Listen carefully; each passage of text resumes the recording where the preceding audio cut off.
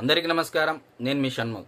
విజయ్ గారి యొక్క విజయ్ దుందిమిని తన ఖాతాలో వేసుకోవడానికి తన యొక్క సోషల్ మీడియా ద్వారా విపరీతమైనటువంటి ప్రచారం చేపించుకున్నటువంటి వైఎస్ఆర్సీపీ పార్టీకి వైఎస్ఆర్సీపీ పార్టీ అధినేత, ఆంధ్రప్రదేశ్ రాష్ట్ర మాజీ ముఖ్యమంత్రి, పులివెందుల శాసనసభ్యుడైనటువంటి జగన్మోహన్ రెడ్డి గారికి విజయ్ గారి యొక్క ప్రమాణ స్వీకారం అంటే ఆతిథ్యానికి అంటే ఆయనను పిలవలేదు అనేటువంటి చర్చ ఇప్పుడు ఆంధ్రప్రదేశ్ రాష్ట్రంలో మొదలైపోయింది. ఏకంగా విజయ్ గారు, జగన్మోహన్ రెడ్డి గారు ఉన్నటువంటి ఫోటోని విజయ్ గారు ఎలక్షన్ ప్రచారంలో భాగంగా చూపించారు అని చెప్పేసి ఆ ఫోటో చూపించినందువల్లే భారీ సీట్లు గెలుపొందడం జరిగింది అని చెప్పేసి కూడా చాలా ప్రచారం చేసుకున్నారు. పవన్ కళ్యాణ్ గారిని కూడా ట్రోల్ చేశారు. అయితే ఈరోజు విజయ్ గారు ఎక్కడ ఆ సభావేదిక ప్రాంగణం అంటే ఆ ప్రమాణ స్వీకారోత్సవం మహోత్సవ కార్యక్రమంలో భాగంగా ఆయన ఎక్కడా కూడా జగన్ గారి ప్రస్తావన కానీ ఎక్కడా లేదు. కనీసం జగన్ గారికి ఆహ్వానం ఇచ్చారో లేదో కూడా అనేటువంటి పరిస్థితి ఈరోజు నెలకొంది. ఆ చర్చ కూడా సోషల్ మీడియాలో జరుగుతూ ఉంది. ఇక్కడ కూడా సెల్ఫ్ గోల్ వేసుకోవడం జరిగింది వైఎస్ఆర్సీపీ పార్టీ శ్రేణులు, సోషల్ మీడియా. ఈరోజు ఆంధ్రప్రదేశ్ రాష్ట్రానికి విషయంకి వస్తే ట్రోల్ చేసినటువంటి పవన్ కళ్యాణ్ గారిని నారా చంద్రబాబు నాయుడు గారిని కూడా ట్రోల్ చేశారండి.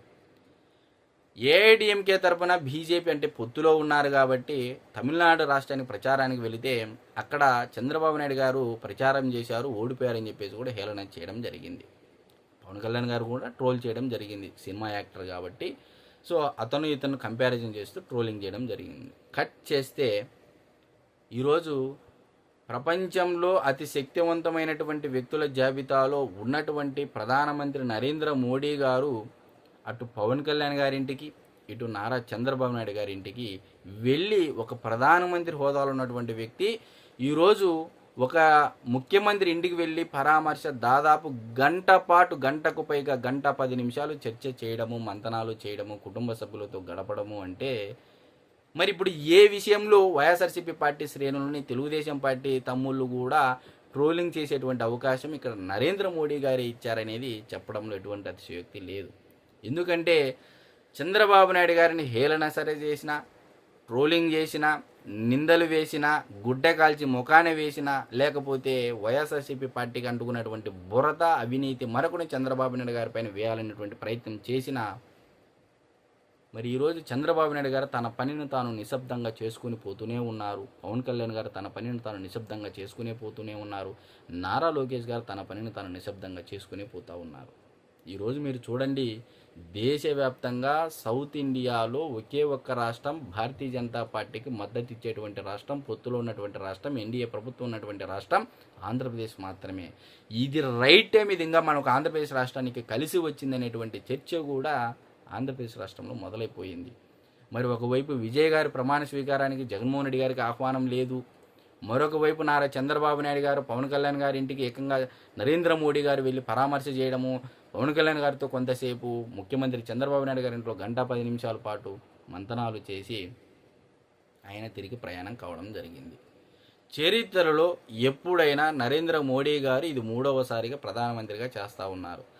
ఈ 3 సార్లు ప్రధానమంత్రిగా ఉన్నప్పుడు కనీసం జగన్మోహన్ రెడ్డి గారు విజయ్ గారు ప్రమాణ స్వీకారాన్ని పిలవకపోయినా సరే కనీసం ప్రధానమంత్రి నరేంద్ర మోడీ గారు ఒక్కసారైనా పీఎం ఆఫీసు నుంచి పిలిపించుకొని మాట్లాడడం జరిగిందా కనీసం అంటే లేదు అనేది అయితే మనమైతే చెప్పచ్చు. మనం గత 5 ఏళ్లలో అయితే చూడలేదు జగన్మోహన్ రెడ్డి గారి పరిపాలన కాలంలో.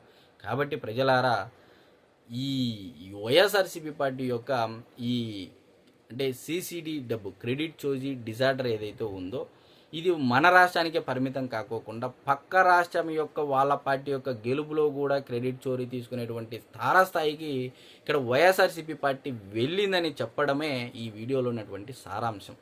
కాబట్టి ప్రజలారా, నేను చెప్పేది ఏంటంటే ఈ క్రెడిట్ చోరీ డిజార్డర్ ఏదైతే ఉందో, నారా లోకేష్ గారు చెప్పినట్టుగా సిసిడి జబ్బు ఏదైతే ఉందో ఇది పరాకాష్ఠకు చేరింది వైఎస్ఆర్సీపీ పార్టీకి.